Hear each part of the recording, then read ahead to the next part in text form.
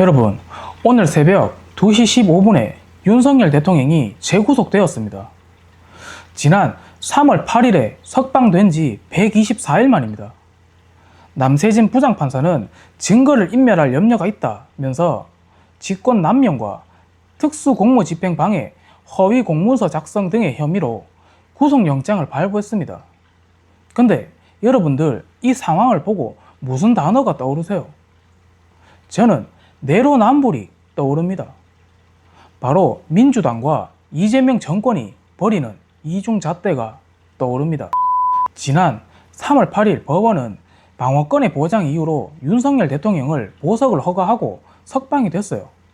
하지만 7월 6일 특검은 외환의 혐의까지 포함해서 다시 한번 구속영장을 청구했습니다. 여기까지는 절차상 진행된 사안인데 문제는 여기서부터 시작됩니다.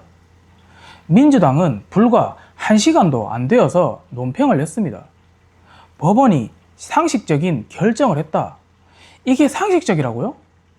딱 1년 전에 이재명의 구속영장이 청구되었을 때 민주당이 내놓은 논평이 뭐였겠습니까? 정치 보복이다, 괴롭히기 수사다 라고 하면서 국회 계단에 모여서 피켓 들고 떼창하고 당대표 감싸기에 총력전 벌인 거 여러분들 기억나시죠? 아니, 똑같은 증거인멸할 우려인데 이재명이면 정치 탄압이고 윤석열이면 정의 실현입니까? 이게 제정신입니까?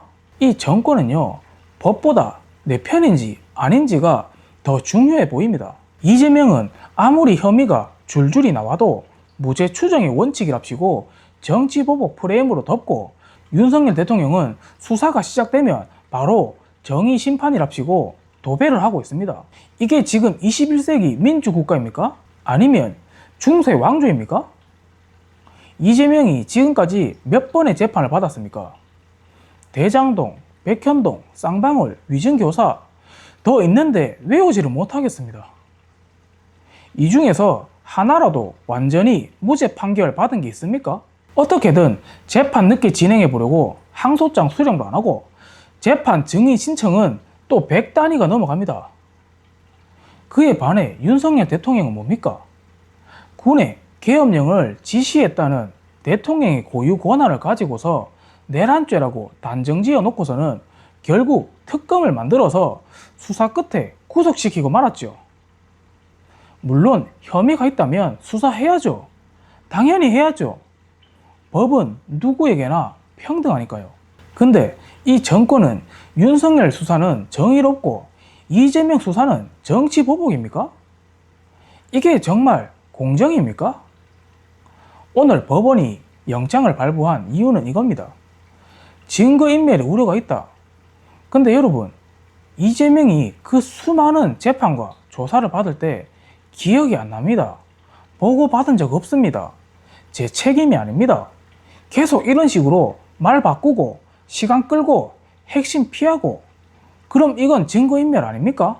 검찰에서 자료 내놓으라고 하면 당 차원에서 버티고 방탄국회 열고 그건 수사방해 아닙니까? 그런데도 이재명은 끝내 구속이 안 되었습니다. 그럼 저 같은 사람들은 이렇게 생각하겠죠. 결국 사법부도 살아있는 권력을 눈치를 보는구나 라고 생각하지 않겠어요? 지금 정권 초기라서 지지율이 비록 높게 보일 수는 있겠지만 제가 늘 말하지 않습니까? 대통령이라는 자리는 능력을 보여주는 실현하는 자리라고요. 대다수의 좌파 지지자들이 이번 윤 대통령의 구속을 보고 좋아하겠지만 두고 보십시오.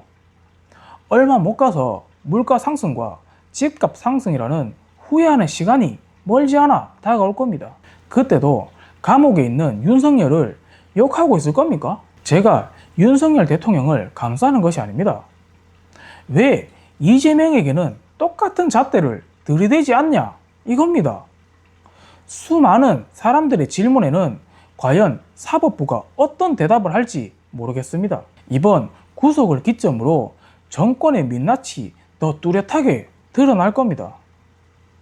이재명 정권은 윤 대통령을 희생양 삼아 자기 체제를 유지하려 하겠지만 법은 결국 돌고 돌아 제자리로 돌아올 겁니다. 오늘 윤석열 대통령을 구속시킨 바로 그 특검이 언젠가 이재명 자신에게 돌아올 겁니다. 이건 단순한 한 사람의 구속 문제가 아닙니다. 법이 누구에게는 엄격하고 누구에게는 느슨하다면 그건 정의가 아닙니다. 제 의견에 공감이 가셨더라면 구독과 좋아요 부탁드리겠습니다. 여러분들, 윤석열 대통령의 구속, 이게 맞습니까?